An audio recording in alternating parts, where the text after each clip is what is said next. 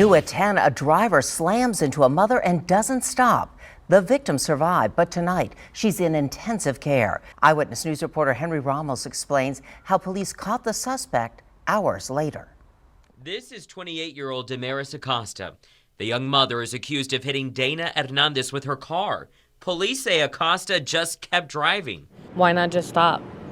I mean, accidents happen. The least she could have done was stop. Hernandez was hit while walking to work to this McDonald's on Bandera and West Woodlawn Avenue. Another driver saw the hit and run and started to follow Acosta. Well, the witness got close enough and took a photo of Acosta's license plate. But the Good Samaritan took it a step further. Went back to the scene to hand police that photo with her license plate. Police tracked down Acosta and her vehicle at her home. Her kids say she is strong and will pull through. They are just grateful for that witness who went the extra mile. Thank God that there's great people in this world. Henry joins us live from where the victim was hit. Henry, I understand she is conscious. What else does she remember from that night? Well, Deborah, her kids told me that their mother remembers two men picking her up from the road and carrying her to safety to a sidewalk and immediately calling 911.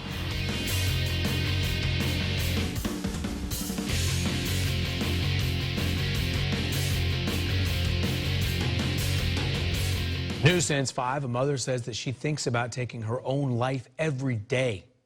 She made the revelation as the drunk driver behind the crash that killed two children learned his sentence today. Channel 2's Carol Sparge live at the Fulton County Courthouse where family members spoke through tears about their loss. Justin, the father of one of the children, said he is never going to forgive the drunk driver. The mother of the children said in court today that this has completely tested her faith. There's not a day that I don't think about killing myself. The man who caused it, then 20-year-old Jorge Solis, was driving drunk. In June 2015, he was going the wrong way with no lights on. He was on I-75 in southwest Atlanta when he plowed into the car with the children. I cannot tell you today that I'm a Christian without flinching in disgust at what God has done to me. Solis said a few words to the victims' families as he entered guilty pleas to 18 counts. To the family, from my heart, I'm very sorry for my actions. The father of Cabrin Osborne describes losing his son who never made it to his 9th birthday. I never got to give his birthday presents or nothing. We passed a week and a half for his birthday. The judge sentenced Solis to 50 years in prison. The sister of Mike Furlow, a man also killed in the accident, says 50 years isn't enough. 3 family members killed as they were taking a trip from Illinois to Florida. Our families will never be the same again because of what he did in one moment. The prosecutor said in court today that one of the witnesses right at the scene said that Solis just reeked of alcohol.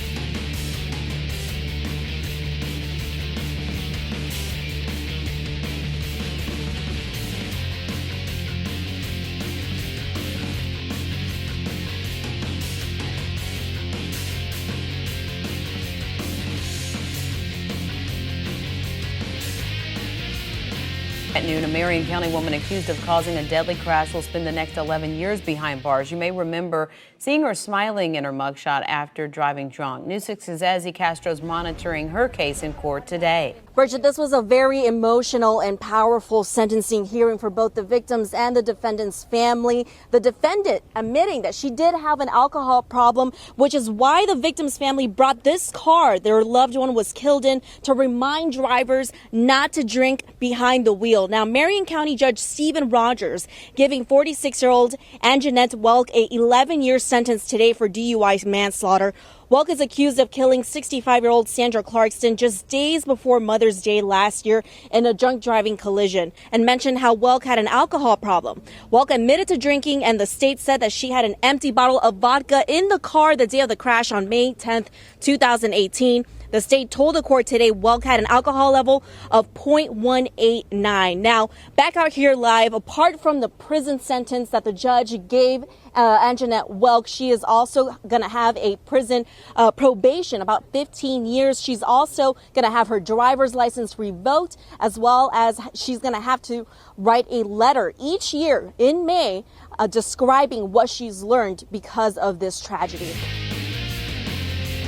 That's right. This DUI and murder suspect could get life in prison if convicted, but for the time being, he'll stay behind bars, with the judge ruling this afternoon, no bail.